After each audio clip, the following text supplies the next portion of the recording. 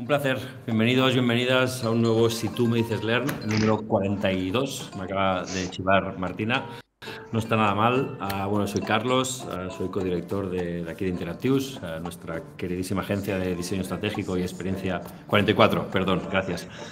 Nuestra queridísima agencia de diseño estratégico y experiencia de usuario aquí desde Barcelona. Vale, para los que seáis primerizos en esto, bueno, comentaros que son charlas que hacemos cada último viernes de mes y donde, bueno, tratamos temas de muchísimas índoles, desde, bueno, obviamente diseño, research, experiencia de usuario en general, pero también, pues, no sé, service design, no sé, ciencia ficción, ha habido un montón de temas. Y en este sentido, comentaros que todas estas charlas las grabamos y el lunes por la mañana las tenéis colgadas en nuestro canal de YouTube. Ahí están todas las 44 charlas colgadas. Y os invito a todas a pasearos por allí, porque la verdad es que son todas súper interesantes y de muchísimo nivel. ¿Qué más? También, bueno, para los que no estáis, digamos, suscritos, os invito también a pasaros por nuestra página de LinkedIn. En ella no solo publicamos también las charlas de Si tú me dices, sino que también, pues bueno, compartimos artículos, información general respecto, pues obviamente a nuestro sector, nuestras ofertas de empleo también, eventos, etcétera, etcétera, ¿vale? También me gustaría invitaros a suscribiros a nuestra Design Tapas, nuestra newsletter mensual. No somos muy pesadas, pero es verdad que trabajamos con muchísimo cariño con el contenido que compartimos en ella. Así que nada, si os queréis suscribís, pues más que invitados, invitadas estáis, ¿vale? También en este sentido, si tenéis feedback, por favor, nos lo hacéis llegar, que es oro. Hace un par de meses reformulamos y trabajamos nuestro canal de Instagram. También ahí compartimos con muchísimo amor contenido que generamos también desde todo el equipo de Interactius y también, pues eso, ¿no? Estáis invitadas, invitados a suscribiros si os apetece, pues también.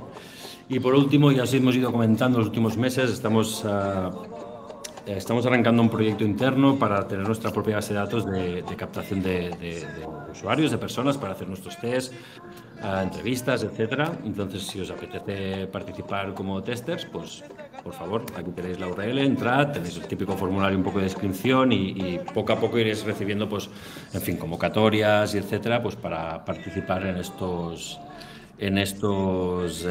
tests, etcétera. ¿De acuerdo?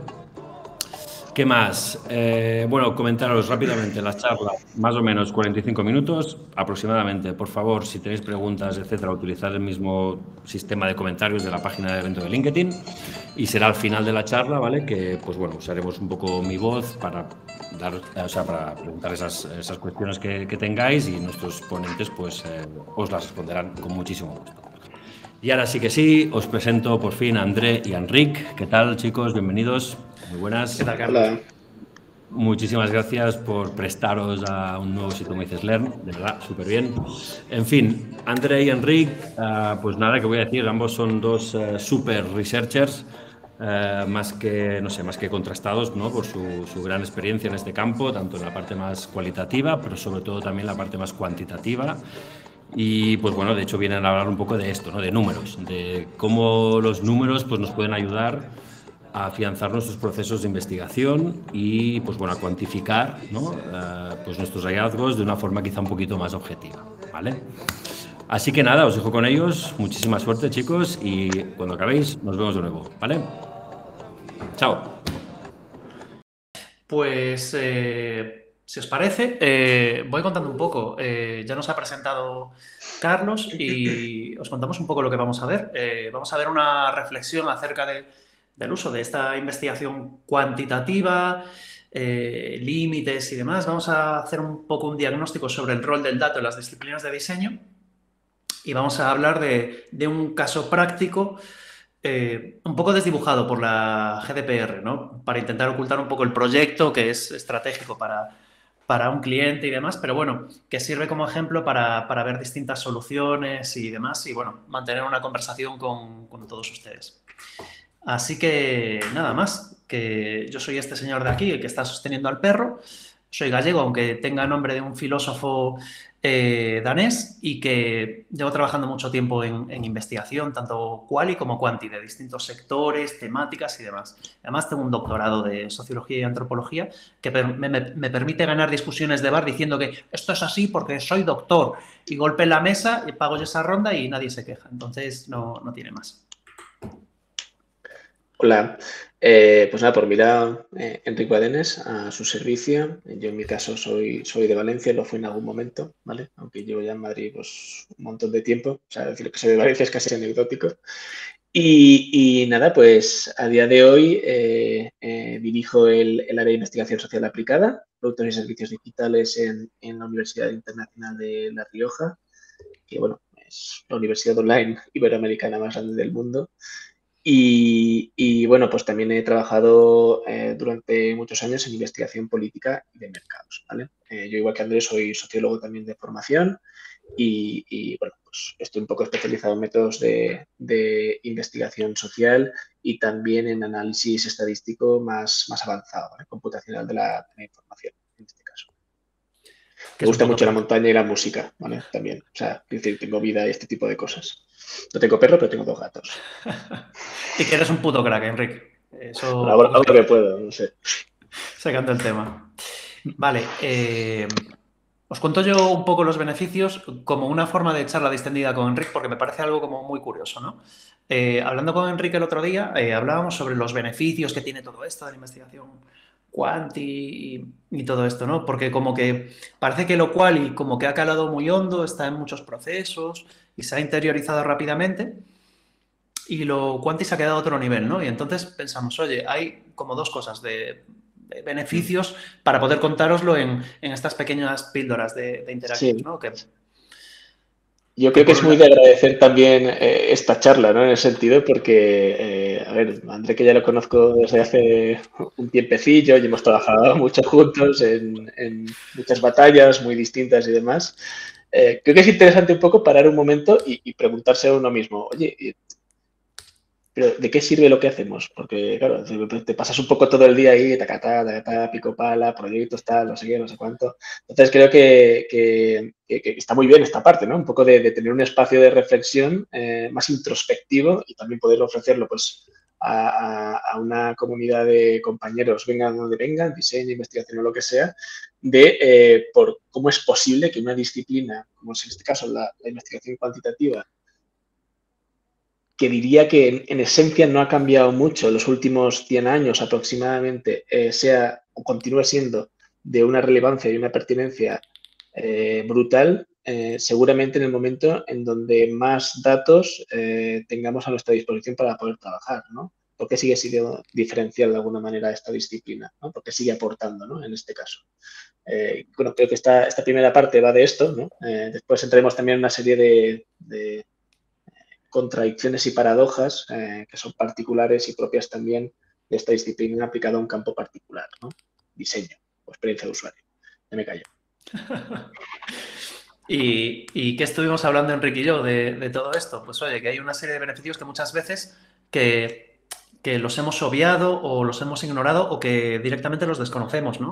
Y que hay cosas obvias que siempre vamos a tener en el radar y que sabemos, no, el quanti es para esto y tal.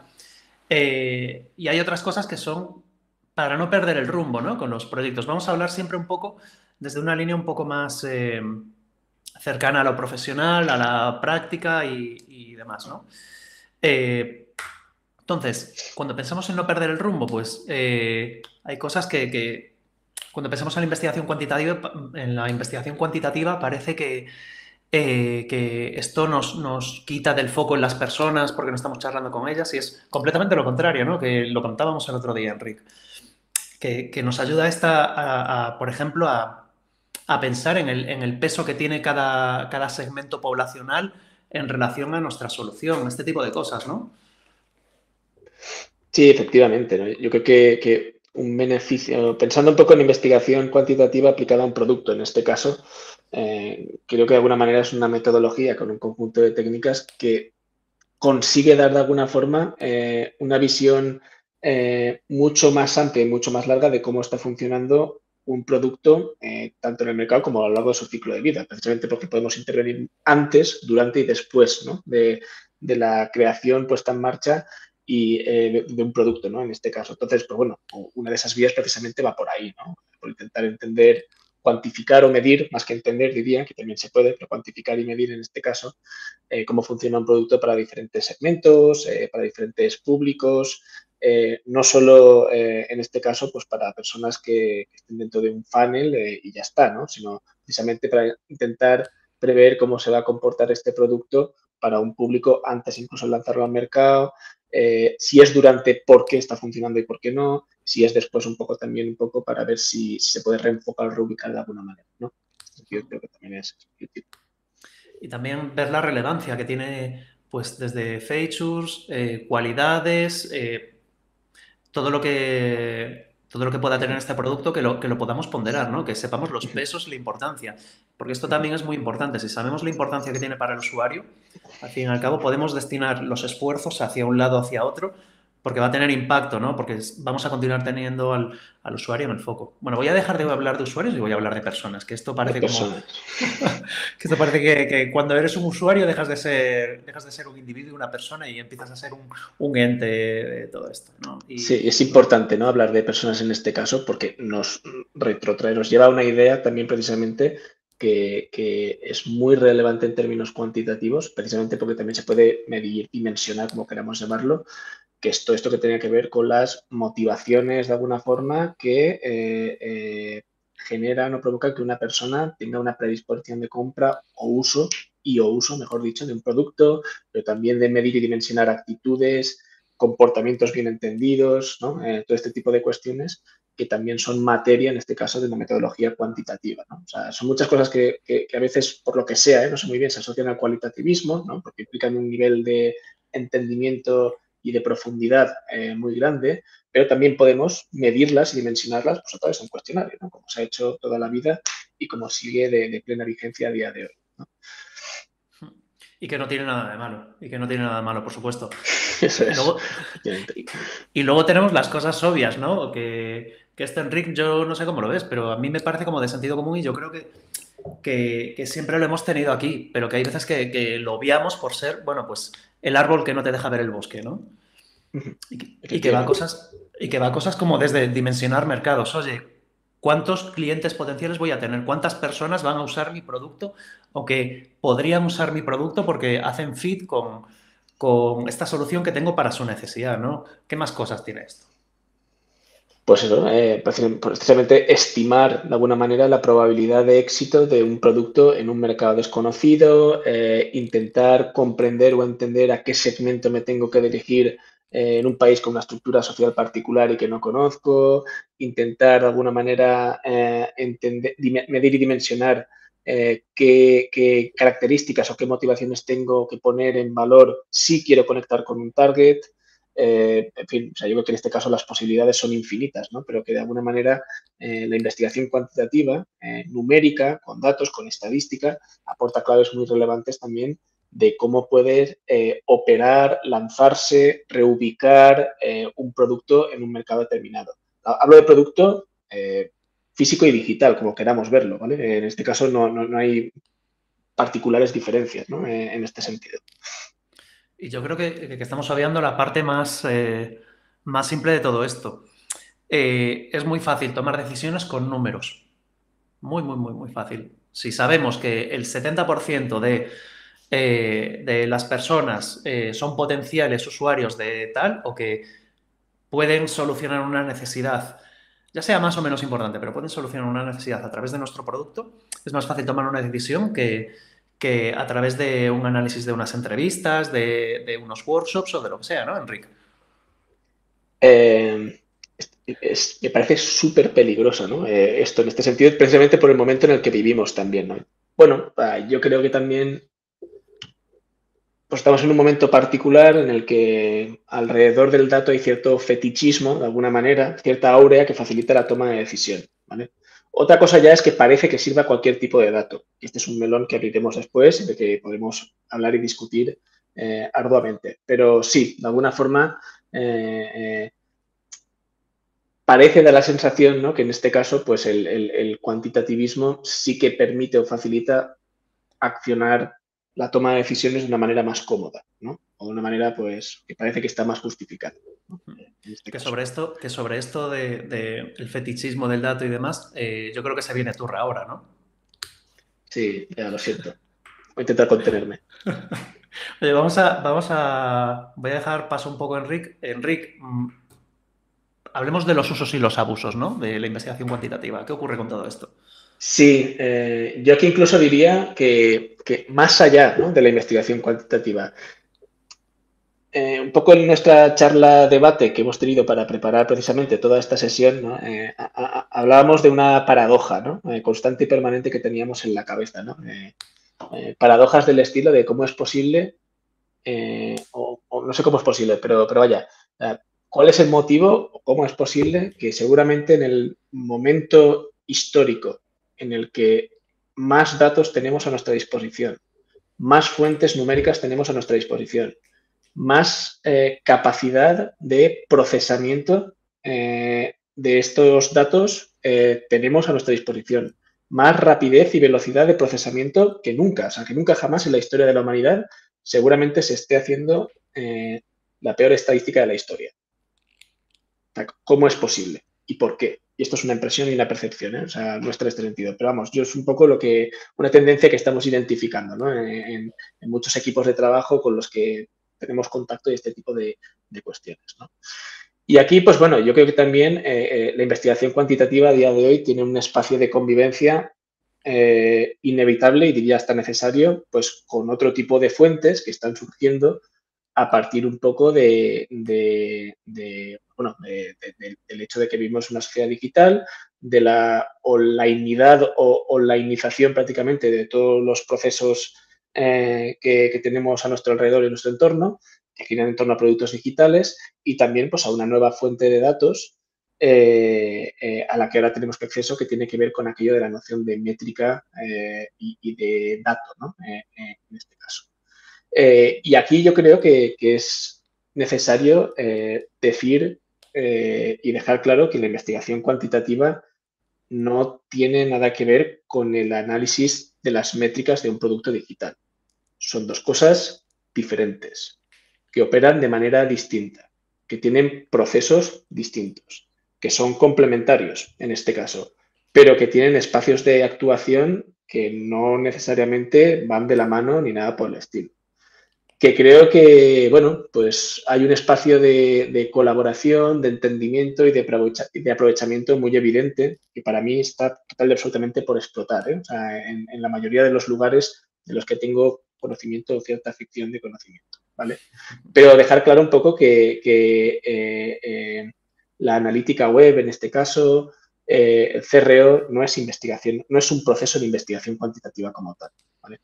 Que tiene carencias bastante evidentes en este caso y que seguramente sería un poco fruto de esta colaboración que pensamos empieza a ser estrictamente necesaria, donde realmente podríamos o seríamos capaces de ofrecer un conocimiento pues mucho más, voy a decir una palabra de estas que molan, holístico, entero y mucho más útil, ¿vale? En este caso. Es verdad que, como comentaba antes, que seguramente pues estamos en un momento donde hay más información que nunca, pero hay que cualificar de alguna manera también la información. Hay que ver la utilidad también de esta información. Hay que ver quién trata esta información, de qué manera la trata, qué tipo de análisis realiza, cómo los articula y cómo genera conocimiento a partir de ahí. Y es sobre todo en esta parte donde estamos viendo carencias muy grandes, ¿no? Sobre todo, o sea, hay muchos perfiles que se autoetiquetan de analistas que a mí no me han enseñado nunca un análisis, ¿no? En este caso, lo que veo es una ristra de datos que tratan de alguna manera que se expliquen por sí mismos y en este sentido, pues pensamos que la investigación cuantitativa precisamente nos ayuda de alguna manera a ir mucho más allá del dato per se, que tiene un valor muy limitado y diría hasta cierto punto pues inútil, ¿vale? Efectivamente también, como decíamos antes, creo que vale la pena incidir en la parte de que elementos claves de alguna forma que intervienen en la confección, en el análisis o en la viabilidad de un producto, como medir y dimensionar comportamientos, las motivaciones, las actitudes, los valores, son difícilmente obtenibles con estas nuevas fuentes de datos.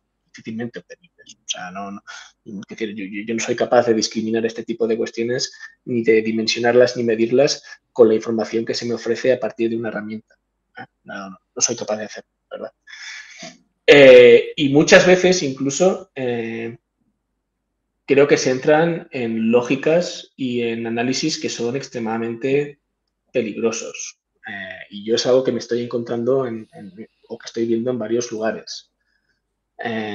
Estoy viendo cómo hay personas que practican ciertas formas del cuantitativismo de alguna manera que hablan de comportamientos. Cuando hablo de comportamiento me refiero a aquellos eventos objetivos y subjetivos que intervienen en la acción individual o colectiva de un sujeto haciendo un recuento de clics o presentando un mapa de calor.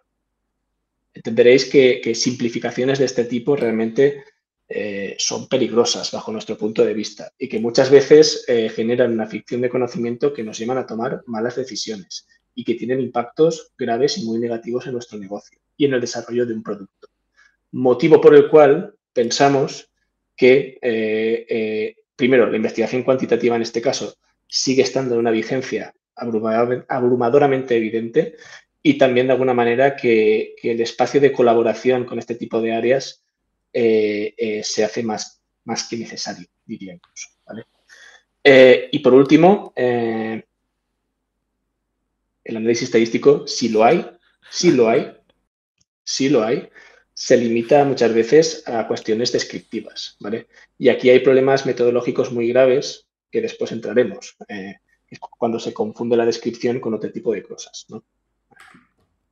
Oye, Enrique, ¿qué pasa con la objetividad y la subjetividad? Sí. ¿Qué hay de esto? Joder, es que... Vale. A ver, este es un debate un poco... mi impresión es extrañamente muy del día a día, ¿no? O sea, muy vigente a día de hoy, aunque hace 200 años un poco que esté superado. No sé qué piensas tú también, André, en este caso, que yo no quiero estar aquí dando la brasa todo el rato. Pero bueno, hay cierta aura de objetividad en la estadística que no solo es peligrosa, sino a mí me deja un poco patidifuso, la verdad. No sé qué piensas al respecto. A mí me parece psicomagia que el hecho de que pongas números sin saber de cómo se han producido, de dónde vienen, la representatividad y demás, pero teniendo un número, oye, que esto, que sacamos porcentajes de un grupo de discusión, no pasa nada, esto para adelante, ya está, el 75% de 8 personas y luego ¿qué podría salir mal, no? Entonces, Yo creo que aquí hay un tema que incluso diría que, o sea, independientemente, que no es independiente, o sea, es necesario, ¿no? De la calidad de la generación del dato estadístico, la estadística tiene tres funciones muy claras y muy evidentes que están plenamente asentadas de alguna manera en la comunidad científica y que son de amplia aplicabilidad sea cual sea el campo, que es describir, explicar o predecir.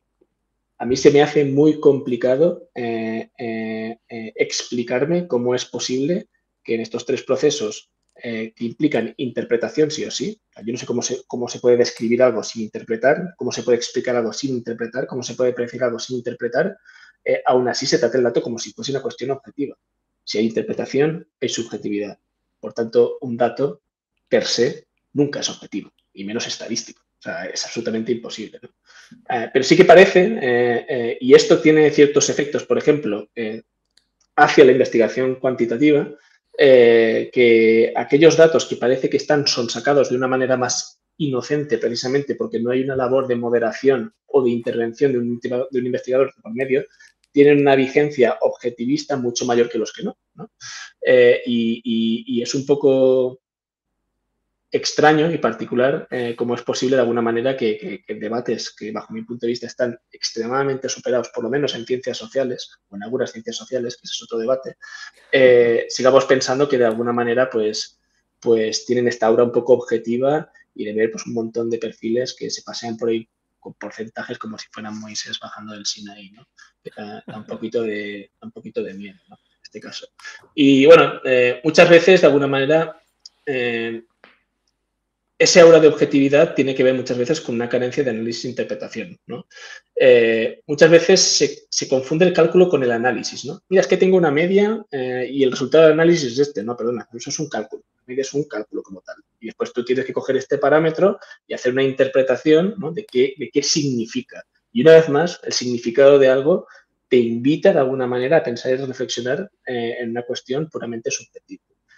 Que no me lío más, ¿vale? O sea, tiene poco sentido de alguna manera pensar en la estadística como un campo plenamente objetivo y como una especie de verdad absoluta que a día de hoy, vamos, eso que no tiene ningún sentido, ¿no? En este caso, lo cual no lo invalida, ¿eh? Todo lo contrario. O sea, es decir, es perfectamente útil, sirve, pero también nos invita un poco a complementarlo con otras fuentes de conocimiento precisamente para tomar decisiones de una manera más informada y de una manera mucho más útil, ¿no? En este caso. Pero, Enric, todo esto nos lleva al melón Claro. de la representatividad. Vale, pues esto cuéntalo tú, que parece una entrevista esto. Anda. Pues mira, de lo que estuvimos hablando, de que se tienen muchas conversaciones acerca de la representatividad de los datos y de la significatividad que tienen estos, ¿no? De como si estas dos cosas fuesen lo mismo. Y de que si es significativo, esto ya tiene que ser importante y es escrito a fuego, ¿no? Entonces, como que nos lleva y nos apunta hacia determinados caminos que no tienen ese recorrido, ¿no? Y ¿qué está ocurriendo? Pues que se le está dando como demasiada importancia a que sea significativo y que todo esto, pues, estamos priorizando, pues, que si el contraste de hipótesis. El contraste de hipótesis es un test A/B, ¿no? Pues es que aquí va mucho de los problemas de CRO, las interpretaciones y demás.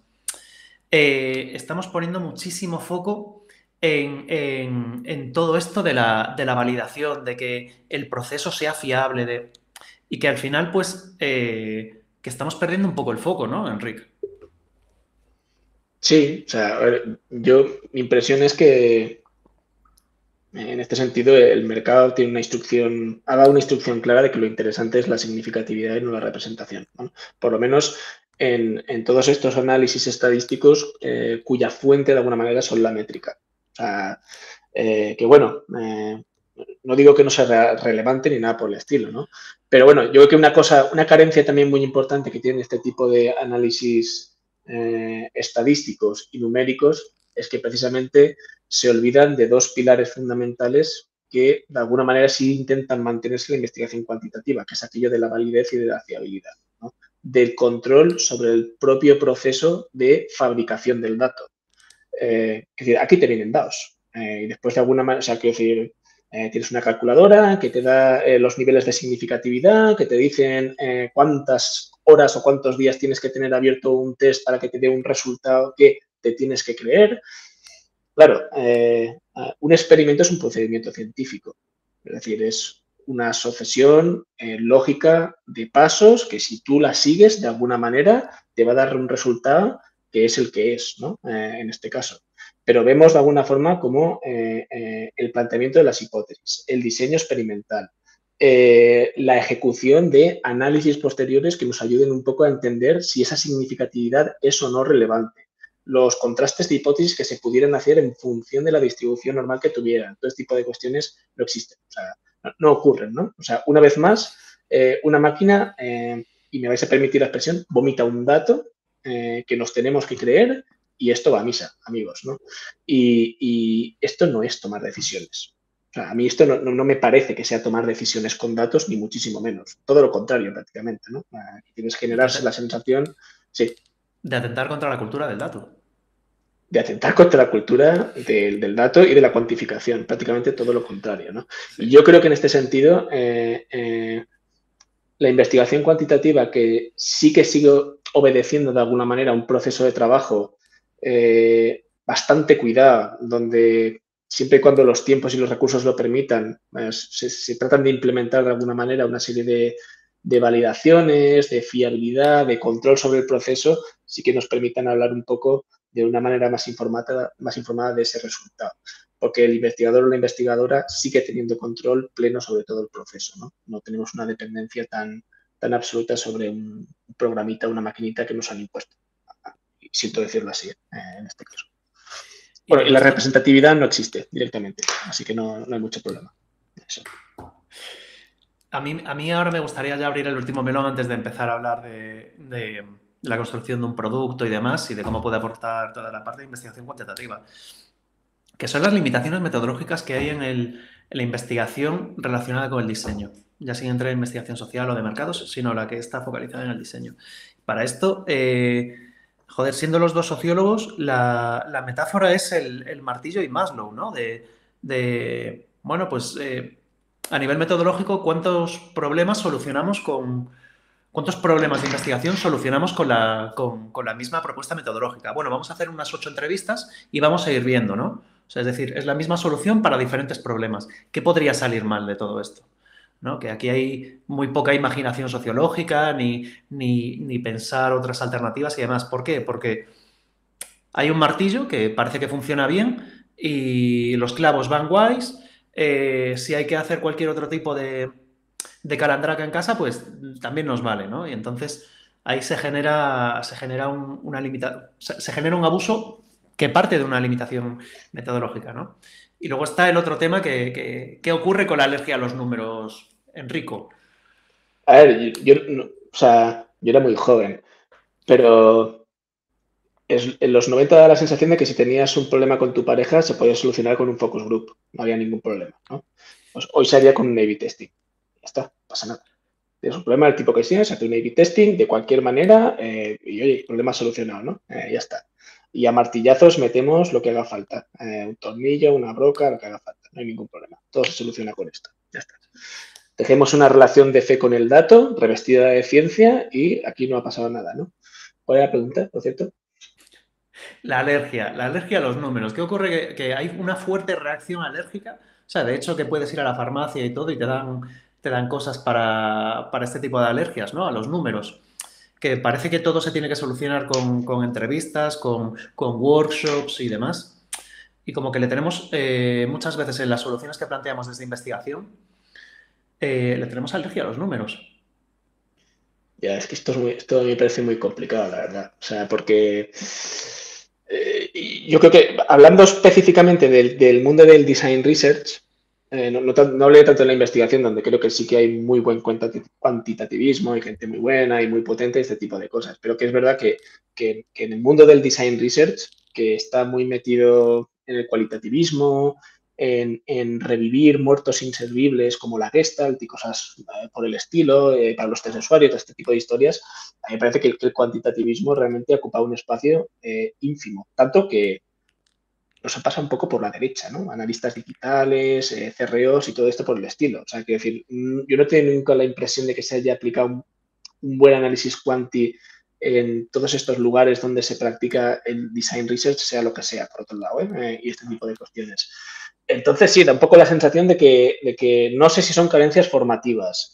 No sé, es una impresión que yo siempre he tenido, que mucha gente que dice que ha elegido ser quali, en el fondo lo ha sido porque veía una integral en la pizarra y le temblaban las piernas, ¿no? Sí, iba a decir otra palabra, pero sí, efectivamente, le temblaban las piernas. No sé si va por ahí la cosa o algo por el estilo, pero no tenía yo mucho o sea, mi impresión personal realmente es que en design research, específicamente en design research, yo no me he encontrado buena investigación cuantitativa como tal, en este tipo de casos. Y ahora, pues bueno, tenemos que lidiar un poco con un espacio de alguna forma que ha ocupado, bien entendidamente, otras personas que utilizan otro tipo de fuentes, que tienen sus propios mecanismos y sus propias lógicas, que a ojos de un investigador, pues seguramente no funcionen, no sean las más pertinentes, pero que dan resultados. Y esto es incuestionable, ¿no? Así que, bueno, pues nos toca un poco convivir con eso. Esa es mi impresión. Sí. Que vamos con la caja de herramientas y parece que solo hay martillos, básicamente. Las carencias vengan de donde vengan, pero están ahí. Y si os parece, Enrique, empezamos a dar la turra con la configuración última de un producto, ¿no? Que esto ya sería como un caso práctico y demás. Por daros algo de contexto, esto es real, esto es de un brief de hace unos 6 meses aproximadamente.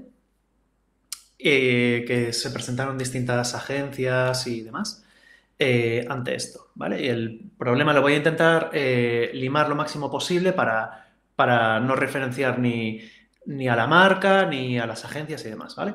Entonces, hay un problema que es clásico. Hay un segmento de interés para el que no tenemos ningún tipo de producto o servicio en nuestro portfolio.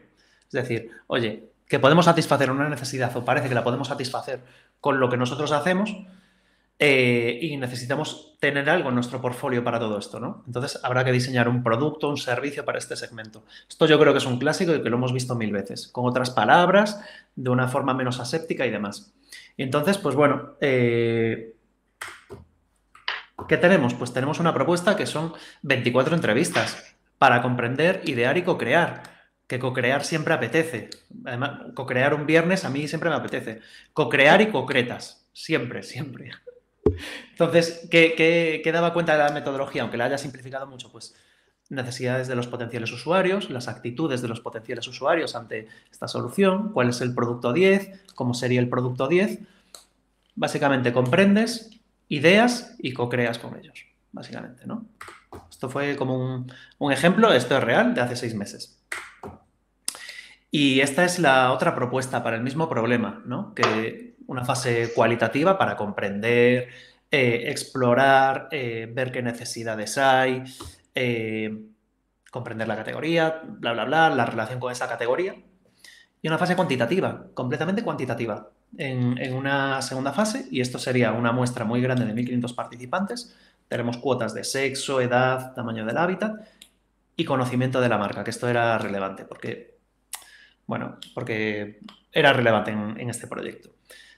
¿Cómo estaba estructurado? Lo estoy simplificando mucho porque no aporta toda esta información de más, pero había un bloque de preguntas sociodemográficas para saber quiénes son esas personas, para saber qué actitudes tienen ante este producto, ante estas necesidades y demás, y luego un modelo de conjoint para configurar el producto. Y que yo sé que no sabéis lo que es un conjoint, pero aquí venimos para explicarlo, ¿no, Enrique? Claro. Entonces, tenemos a Sheldon Cooper de Big Bang Theory comprando. Tiene 2 momentos Sheldon Cooper que encajan muy bien con el conjoint, que es eligiendo un router o algo así y eligiendo entre la Play 4 y la Xbox. Dice, ¿cuál me llevo? Una tiene mejor disco duro, la otra mejores gráficos, no sé qué. Pues un conjoint, para simplificarlo muy mucho, es Sheldon Cooper conociendo todos los productos, todas las características de ese producto de un mercado y eligiendo de una manera racional o casi racional, porque todas las variables pueden ser aisladas, porque vamos a tener el peso de cada una de estas variables y de cada una de estas categorías. Entonces yo creo que Sheldon Cooper es... Joder, que es la metáfora perfecta. Yo creo que Sheldon Cooper apareció en mi vida para que yo me sea fácil explicar el conjoint análisis. Pero de otra forma esto era un carajal. Entonces, pues básicamente cuando hablamos de un conjoint es un análisis estadístico que nos permite inferir el peso de cada componente de un producto propio y además de la competencia. Esto hay que tenerlo muy en cuenta. Nos está diciendo cómo es nuestro producto, cómo podría ser nuestro producto, porque lo podemos configurar con lo que sea, con las features que veamos, con lo que se nos ocurra, siempre que tenga sentido con el formato que tiene. Y nos permite además ver el fit que tiene con la competencia, ¿no? Y en líneas generales, beneficios, que esto de cuando curraba con Enrique siempre lo veíamos, ¿no? Joder, es que te permite ahí maximizar la configuración y tal, y te permite poner números gordos. Claro, porque ves cómo es el mercado. Te permite ver satisfacción de usuario, tamaño de mercado, el crecimiento de cuota para determinados perfiles. Te permite una visión holística con las limitaciones de que es un modelo muy Sheldon Cooper, pero está ahí, ¿no? Y además de eso, tienes un simulador que te permite ver escenarios futuros, ¿no? Que esto, seguro que hay alguien de diseño de futuros que se le estará encendiendo la bombilla ahora mismo en plan, hostia, esta mierda, esto es como si la Tour se asomase dentro de 6 meses, ¿no? Y básicamente es esto, ¿no? Entonces, por explicarlo un poco, no voy a hablar de ese producto en concreto porque GDPR, hay cosas que no he probado pero sé que no me gustan y una de ellas es la cárcel. Y si yo hablo de este proyecto, yo voy a la cárcel. Entonces, hablemos de pizzas. En esta encuesta, estas personas que verían, pues estos encuestados verían 3 tipos de pizza diferentes. y tendrían que elegir la que más le guste. Y una vez que eligen, vuelven a ver otra ronda de pizzas y vuelven a elegir hasta 10 veces. Entonces, pues bueno, en este caso elegiríamos entre diferentes marcas, la base y demás. Pues la pizza número 1, que es de Telepizza, con una base gruesa y queso de mozzarella, lleva salsa de tomate, atún, aceitunas y cuesta 9,9. La de Domino's, que es masa fina, un queso tradicional español, una salsa carbonara, cebolla y pimiento rojo, 10,9. Bueno, verían esto y elegirían una opción. Al final vamos a evaluar cada uno de estas características del producto. La marca, la base, el queso, la salsa y cada uno de estos 3 toppings, y además del precio. Entonces nos va a permitir tener cómo de importante es el tomate, cómo de importante es el bacon, cómo de importante es el champiñón, para cada una de los segmentos que hayamos definido. Por eso lo de las cuotas que os hablaba al principio, ¿no? Y además nos va a permitir saber cómo se comporta la competencia. En este caso hemos puesto pizzas, pero imaginad en cualquier otro tipo de sector. Vamos a saber si configuramos esto, cómo se comporta la pizza de Telepizza versus la de Papa John's, versus la de la pizzería del barrio y demás. Y entonces, ¿qué obtuvimos de todo esto? Con este diseño metodológico, introduciendo la investigación cuantitativa con un análisis multivariable y de pata negra. Pues, por una parte, vimos comprensión de las necesidades, hábitos de compra, características del producto, toppings, que tiene más appeal, etc, etc, etc. Lo he disimulado mucho con el tema de lo de las pizzas, pero intentad pensar en producto digital, producto físico, porque es un poco la idea.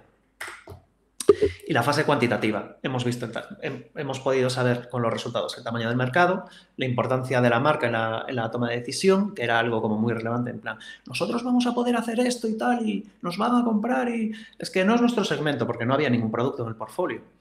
La importancia de cada característica del producto en la toma de decisión, es decir, los toppings, el tal, el cual, que nos permite configurar todo esto. ¿Cómo se comportaría con la competencia si esto a negocio le flipa, ¿no? De, oye, pues esto tiene sentido, esto no, va a ganar usted dinerito.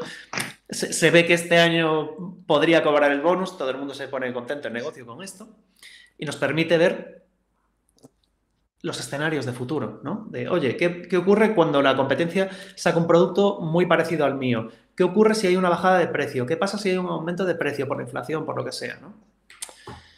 Que es que al final nos permite tomar decisiones, ¿no, Enrique? Que esto es lo que hablábamos, de que al final, pues, la investigación sirve para muchas cosas, pero entre ellas para la toma de decisiones.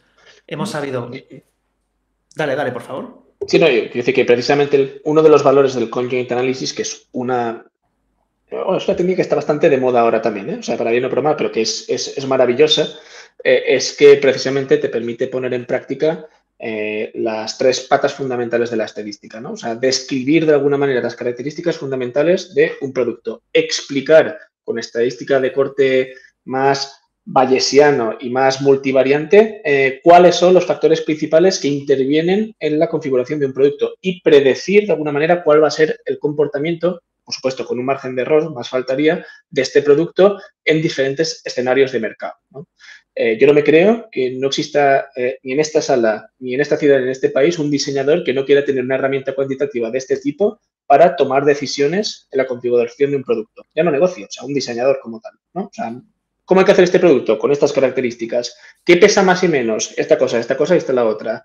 ¿Cómo adopto esto a diferentes escenarios en función de lo que pueda ocurrir? Pues mira, de esta manera, de esta otra y de esta otra, ¿no? Y ese es un ejemplo muy práctico y muy fundamental de alguna forma de cómo una herramienta de investigación, mejor dicho, que es resultado de una investigación cuantitativa y también cualitativa, en este caso, puede estar al servicio de un montón de equipos multidisciplinares para que tomen decisiones de la mejor manera posible, ¿vale? Ni más ni menos. Básicamente. Y que estas cosas salen bien, que es lo mejor de todo, que no hay dudas, hay toma de decisiones, hay accionabilidad, ¿no? Entonces, bueno, para que Carlos no nos dé con la vara de olivo, dudas, ruegos, preguntas, quejas, improperios, oposiciones. Nos hemos pasado 2 minutos, no está nada mal. Me lo imaginaba peor, ¿eh? Me lo imaginaba peor. El braseo que solemos tener encima. ¿Qué va, chicos? Todo bien, hombre, Jolín.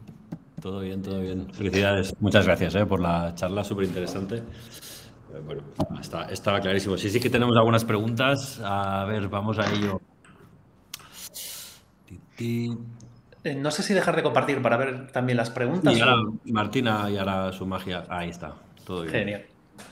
Vale, empezamos. Alfredo, bueno, ha hecho una reflexión, vale, que no, que tiene que irse, pero básicamente dice, como investigador cualitativo en un equipo de diseño en el que no contamos de momento con compañeros especializados en Quanti, tenemos la necesidad de recurrir a otros equipos para conseguir los análisis cuantitativos existentes. Esto no siempre es fácil. Podemos pasar semanas o meses para encontrar un dato. ¿Tienen algún consejo para la correcta o fluida colaboración entre equipos quantis y cualitativos? Toma ya. Joder. Qué cabrón, Alfredo, ¿eh? Y encima se ha ido, o sea, es como lo dejo aquí, ya me miraré la respuesta cuando tenga que ir. Yo contestaría con una pregunta que es de súper mala educación, lo sé además. ¿Pero por qué equipos quantis y qualis? A ver, ¿cómo es eso? O sea, no, sí, yo pregunto, quiero decir, un investigador o un investigador bien formado, bajo un punto de vista, trabaja con lenguaje y con la articulación o combinación de diferentes formas del lenguaje. Eso te puede llevar al discurso por un lado, te puede llevar a la estadística por otro. O sea, ¿por qué seguimos con esto de quali y quanti a 30 de junio de 2023? Sé que es contestar alguna pregunta, pero digo verdad, es que hasta hay un montón de sitios donde incluso están buscando ya esto del mixed methods y demás, o sea, que están buscando investigadores de verdad de repente, ¿no? O sea que es verdad que defiendes que un researcher tiene que tener o controlar, ¿no? Un poco como las dos patas, por llamarlo de una manera, ¿no? Del proceso de investigación, ¿no? Bajo mi punto de vista, de alguna manera, yo creo que sí. O sea, eso no significa que, oye, por inquietud personal, por gusto, o por una cuestión también de habilidad, una persona pueda, de alguna manera, pues caer más hacia el cualitativismo o hacia el cuantitativismo, que creo que en el fondo eso nos pasa a todos, de alguna manera. Pero esto de tratar las metodologías en ciencias sociales, en investigación social aplicada, como si fueran compartimentos estancos, de, yo soy cuanti, ya está, y yo soy cuanti, ya está, y no miro ni me encargo de esto, es asumir sesgos de base que de alguna forma solo nos traen problemas. Si tú eres qualis, solo vas a afrontar los problemas, tus objetivos de investigación y todos los problemas desde esa perspectiva. Y eso para mí es asumir un sesgo de base que no tiene ningún sentido, ¿no? Para este tipo de cosas, ¿no? Para mí tiene un punto todo esto, Enric, que al final que ese sesgo que tú tienes de acercamiento a un objeto de estudio ya te condiciona el cómo te acercas y demás, y eso al final tiene un impacto en la calidad del producto, en la calidad de tu trabajo y demás, porque esto es lo del martillo que hablábamos al principio, ¿no? De Maslow, bueno, pues es que yo soy el mejor con el puto martillo y todos son clavos y si no es un clavo, pues te voy a clavar en la pared, me da igual, ¿no? Va un poco por ahí, pero esto es la discusión que tenemos clásica citando a Bourdieu y el oficio de sociólogo que hablaba de esto. Y no voy a negar que contestar de esta manera es también obviar la pregunta porque me parece complejísima, no lo sé, o sea, la verdad, no sé decírtelo, ¿no? Pero bueno, o sea, lo planteo también porque creo que esto nos daría para otra charla, de alguna manera, de que yo creo que estamos perdiendo un poco la esencia a nivel de investigación de formar a personas que manejen, pues eso, una caja de herramientas, ya no digo rica, o sea, sino las necesarias de alguna forma para enfrentarte a un objeto de estudio y actuar en consecuencia, bajo mi punto de vista. En este sentido, o sea, ¿por qué crees que pasa? ¿No? Es decir, o sea, al final, como comentabais en la charla, que al final, joder, hacer procesos cuantitativos pues existen desde hace tiempo, ¿no? Entonces, quizá en procesos de diseño propiamente dicho, como es quizá una disciplina algo más nueva, si me permitís, entre comillas, pero entonces ahí ese sesgo, ¿no? De que, hostia, nosotros en casa en Interactivos nos pasa, ¿no? Pues el quanti es algo que bueno, abrazamos desde hace relativamente poco y tenemos o hemos tenido ese sesgo, ¿no? ¿Por qué creéis que pasa, ¿no? ¿Por qué el researcher abraza o quanti o quali normalmente? La alergia a los números. Ya, no, puede ser. Sí, es un tema. Es un tema. No, es una cuestión muy compleja y que yo creo que cada vez que sale el tema de la investigación, de los perfiles y demás, Enrique y yo hablamos y como que pensamos lo mismo acerca de lo mismo, ¿no? De, oye, que seas quali, que seas quanti, ¿de dónde viene esto? Pues yo qué sé, es que es una movida. o sea, mi experiencia por lo menos, Enric, yo lo he vivido en la carrera, ¿no? De que quien es quali es quali, quien es quanti es quanti, y eso es como una discusión Barça-Madrid, ¿sabes? Que es mejor Cristiano Ronaldo o Messi y tal, y que cada uno tiene su opinión y se posicionan ahí y que, no sé, pero yo pienso que hay una carencia a nivel formativo. Y a partir de ahí pues se construye el resto, ¿no? Que empiezas en una experiencia laboral, que el mercado laboral ya te ha dividido de quali o quanti por la división del trabajo y lo has asumido y ha hecho fit eso, ¿no? Ya tengo un sueldo, ya esto, pero bueno, me callo. A mí me cuesta, o sea, que no hay nada, no hay ningún problema en que una persona diga que es quali, que es quanti. Yo lo que no entiendo, o sea, es por qué es incompatible. O sea, si uno puede sentirse cualitativista, porque, oye, pues mira, tiene una afinidad con la semiótica estructural maravillosa, le encanta hacer eso, y lo que no entiendo es por qué eso inhabilita, de alguna manera, a una persona a hacer un buen cuestionario. No, o sea, es que si los mejores cuestionarios que he visto yo los he hecho en quali, además, un buen quali, los mejores, ¿no? En este caso. Entonces, este punto de incompatibilidad, de alguna manera, es que yo muchas veces no logro entender, ¿no? De alguna manera. Si tú tienes una inquietud personal por especializarte y abordar una metodología, me parece estupendo, ¿no? Pero tu responsabilidad como investigador es incorporar un mínimo de técnicas que te permita dar cuenta de una manera adecuada de un problema de estudio, abordarlo y dar soluciones en consecuencia. Y eso no lo estamos teniendo a día de hoy. ¿Cuánta responsabilidad tiene esto la universidad? No lo sé. ¿Cuánta tiene el mercado? ¿Cuánto tiene los chiringuitos pedagógicos que hay por ahí? Pues no lo sé. O sea, yo no sabía decirlo. Pero no tengo la sensación de que nada de eso me esté ayudando a mí, que dirijo un equipo de investigación y necesito encontrar gente en consecuencia, os lo puedo asegurar, ¿eh? Y muchísimo menos. Sí, de hecho, también, que también sí por aportar, pero también hace poco, ¿no? Que estuvimos ahí en conversaciones en una corpo súper grande de aquí, española, y justamente era el caso contrario, es decir, chao al quali y abrazo al quanti como la verdad absoluta, ¿no? Y era como, ostras, no es eso, ¿no? Ni una cosa ni otra, ¿no? Que hay como de las dos, ¿no? De las dos, no sé, un desequilibrio ahí quizá a veces que dices, ostras, no se entiende, ¿no? Porque es como, bueno, está la típica frase, que esta frase no sé si la abrazáis como real o no, que el dato nos da el qué está ocurriendo y o sea, el quanti, ¿no? Nos da el qué ocurre. Y el proceso cualitativo nos explica el por qué está ocurriendo. Esta frase, vosotros no sé, ¿os la creéis? ¿No os la creéis? ¿Es realista? ¿No? Depende del dato. Depende del dato. O sea, depende, que soy gallego y no lo he utilizado. Contestáis con preguntas, con depende, pero hombre, mojaros. A puto tope, ¿eh? Así que no sé. Todo bien, joder. No, es verdad. Es jodido, estamos de acuerdo.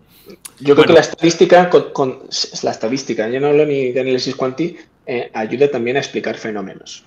Ajá. Total y absolutamente. Pero como comentaba antes, creo que hay una carencia en este sentido muy grande también, o sea, a nivel analítico. Yo creo que las métricas, el data analysis, todo esto, es verdad que nos ayuda de alguna manera a identificar o a detectar problemas que pueda tener un producto digital, ¿no? Y si tú quieres saber por qué, vas a otro tipo de cosas. Hay que trabajar más en ese flujo de trabajo, ¿no? Por ejemplo, pero bueno, que una persona de alguna manera puede implementar una metodología cuantitativa y un conjunto de técnicas y que a nivel analítico hay posibilidades para explicar un fenómeno, está en la esencia de la estadística bayesiana en multivariante de toda la vida, ¿no? Otra cosa es cuánto tiempo podamos hacerlo, quién nos puede pedir este tipo de cosas ahora, cómo se comunican después estas cosas, que no es nada fácil, ¿no? Pero bueno. Súper. Guay, sigo con más preguntitas, que me he saltado a Leticia, perdona. Pregunta aquí, bueno, leo la de antes, Martina, que Leticia preguntaba ¿cómo es eso de revivir cosas de antes como lo de Gestalt? Es una frase que creo que habéis lanzado por ahí en la presentación. ¿Cómo es eso de revivir cosas de antes como la Gestalt? ¿Esto lo he dicho yo o lo he dicho tú? Yo creo que no, esto es muy tuyo. No lo ha dicho nadie, ¿no? Yo lo de la Gestalt no lo suelo sacar a colación porque cuando sacas... Es como que hay un... Y Bauhaus, es que abres un puto melón con diseñadores que es que no.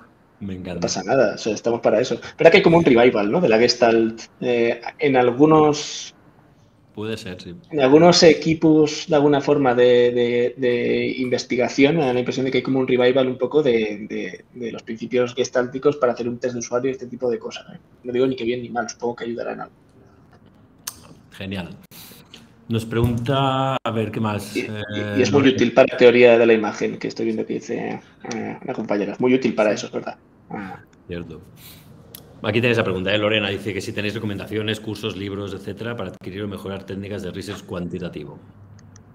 Yo no voy a contestar a esto. A ver, me voy a mojar yo. A mí, por ejemplo, de multivariable y de diseño de cuestionarios, yo en su momento, yo todo lo que sé, o sea, soy investigador profesional, pero yo vengo de la academia. O sea, yo abrazo mucho a la academia porque se hacen bien las cosas y demás, y los libros relacionados con metodología que vienen de la academia son canelita en rama. En España tenemos a Cead Ancona, que tiene 2 libros, uno de diseño de cuestionarios y otro de multivariable, que a mí me parece maravilloso. ¿Algún capítulo se puede hacer árido? Pues sí, pero es que es el Quanti, o sea, es así. Y luego más cosas de esto, de propia metodología, básicamente, de esto. No sé, Enric, ¿qué más cosas se te ocurren? De libros, de literatura. Sí. Quanti, como tal. A ver, yo creo que estos dos de Cead Ancona están bien y son bastante accesibles. O sea, en el sentido de que creo que escriben de una manera muy clarita, entran en temas de formulación y también este tipo de cosas, por supuesto que sí. Pero tiene una parte poco de... sí, podemos pasarlas por escrito. Tiene una parte también de ejercicios prácticos y cosas por el estilo que está bastante guay. Yo creo que a lo mejor también lo que... O sea, lo que es recomendable de alguna manera es también aprender una serie de programas que te facilitan mucho la vida el trabajo cuantitativo. SPSS, Gandia Barwin, R, si alguien quiere dar el siguiente nivel, que creo que a día de hoy son importantes, ¿no? O sea, también para diseño de cuestionarios, ¿no? Que también hay varias cositas por ahí, que desde Typeform y cosas por el estilo, que te lo ponen muy fácil. Literaturas que hay miles de cosas. Pero bueno, yo creo que estos 2 libros son como muy básicos y funcionan muy bien, la verdad. Si se os ocurre alguna cosa más cuando subamos, si os parece bien, el vídeo de YouTube, os lo ponemos ahí en los comentarios, algunas referencias que tengáis por ahí. Sí. Genial. Sí. En ese sentido, ahora que comentabas, Enrique, de aprender temas de también software y tal, aquí Adri, ¿qué tal? Monique, ¿cómo estás? ¿Qué relevancia creéis que puede tener el conocimiento de Deep Learning o Machine Learning en Python a la hora de aplicar metodologías de investigación cuantitativa? En Python, yo esta se la dejo a Enrique. Aquí tenemos un debate muy interesante porque o sea, hay alergia a los números, pero alergia a la modernidad también en algunas cosas. A mí estas cosas me gustan, o sea, y creo que hay un espacio de oportunidad realmente muy, muy grande en este tipo de cuestiones. A mí Python, yo no sé Python, o sea, nada por el estilo. R y tal sí que lo domino. Python es que parece que ya es una cosa como muy seria, pero sí creo realmente que, o sea, yo me imagino a un sociólogo sabiendo Python y de alguna manera manejando todo este volumen de datos, creo que podrían hacer grandísimas cosas, tío. O sea, grandísimas cosas, y lo digo de verdad. O sea, y creo que han mejorado mucho, por ejemplo, en tema de control de fuentes, de control de la información, en proceso de trabajo se ha mejorado muchísimo. Y creo que ahí hay o sea, creo que estas personas, o sea, muchas de las que trabajan en BI y este tipo, tienen una formación en estadística que es brutal y muy, muy buena. Formación que, por ejemplo, no veo en otro tipo de áreas que trabajan con datos, básicamente analítica digital y CRO, no lo veo para nada, pero creo que esta gente está muy, muy preparada para este tipo de cuestiones y que tienen carencias que de alguna forma sí que son mucho más propias de las ciencias sociales, sobre todo en el análisis, en la interpretación, en la extrapolación de los resultados a un conjunto y este tipo de cuestiones. Pero yo creo ahí, honestamente, que sí que hay un espacio de oportunidad bastante interesante, bajo mi punto de vista. ¿Problemas? El problema realmente es que es muy relevante, bajo mi punto de vista, pues que uno pueda también tener un poco más de control sobre la fuente, ¿no? Y en ese sentido, pues que nosotros podamos hacer cuestionarios y cosas por el estilo nos ayuda un montón. Pero no vamos a negar que hay un montón de información que se puede utilizar para hacer muchísimas cosas. Y yo esta parte sí que, honestamente, pienso que que ahí realmente tenemos un espacio de oportunidad muy grande, para mí, bajo mi punto de vista. Súper, genial. Más preguntas, a ver. Andrea. Hola, Andrea. Cuando en un producto digital no podemos consultar a nuestra propia muestra por protección de datos, ¿qué fiabilidad tiene, según vuestro punto de vista, hacer investigaciones con agencias de recruitment en cuanto a que se trata de personas que se han inscrito en paneles? ¿Esta actitud ya está sesgando el tipo de personas con las que estamos hablando? ¿Alguna propuesta o reflexión? Esta me la pido, Enrique. Esta me la pido porque es un clásico. Es un clásico. A ver, los paneles tienen una relación con el universo. O sea, es decir, me voy a circunscribir a España. Tú le puedes preguntar al panel cómo es su muestra, o sea, es decir, cómo son las personas que forman parte del panel y qué relación hay con el censo español y ver dónde flaquea, dónde no. De todas formas, los paneles online tienen el mismo sesgo todos, o sea, es decir, hay un sesgo por edad, hay un sesgo de tamaño de hábitat. Bueno, más que de tamaño de hábitat, de ruralidad y urbano. Hay mucha gente en núcleos urbanos, hay menos en núcleos rurales y en el área rural. Y el otro sesgo es de competencias digitales. O sea, es decir, ahora ya se ha pasado este problema, ¿no? Pero gente de 50 y pico, 60 años en adelante, que utiliza Regu, el ordenador y el smartphone, pues se queda en WhatsApp, pues esto se le puede hacer bola y no forman parte del panel porque no se han inscrito. Entonces tienes por ahí que en función del tipo de estudio que vayas a hacer, tiene sentido o no. Cuando es un producto digital, pues joder, lo del panel funciona muy bien porque está haciendo feed directamente. O sea, es gente que utiliza el smartphone, el ordenador y demás. Es un producto digital, hace feed. Y el hecho de que forme parte de un panel no es ningún drama. O sea, es decir, mientras tú definas muy bien el universo de estudio, sepas el tamaño que tiene, si es infinito o no infinito y demás, y pongas las cuotas que tenga sentido, pues a partir de ahí haces un diseño muestral y no habría ningún problema. Yo, vamos, no le veo ningún drama porque es mi día a día. Pero bueno, hay agencias y agencias de panelistas. Hay algunas que tienen sus cosas y hay otras que todo de puta malder, pero ahí está, ahí está. Totalmente. Genial. Gracias, André. Creo que los sesgos nos tienen que preocupar, pero no obsesionar. Estos son ciencias sociales. Y que siempre están ahí, que trabajamos con personas, no con... Amigos, sí. No pasa nada. Todo bien. Venga, siguiente. Vamos un poquito ahí fuera de tiempo, pero bueno, creo que es interesante, que hay bastantes preguntas y todas son bastante guays, así que si os parece bien, seguimos, ¿eh? Sí. Elena os pregunta, bueno, saluda, hola. ¿Os han pedido métricas de usabilidad, por ejemplo, en un proceso de compra que miden conversión fundamentalmente, explicar la importancia de la experiencia de usuario, pero con métricas concretas? De hecho, hay métricas ya construidas sobre esto. Ahora, Enric tiene una opinión muy calentita sobre métricas online. Investigar cuantidad. Pero no sé, o sea, métricas de usabilidad. Métricas de usabilidad.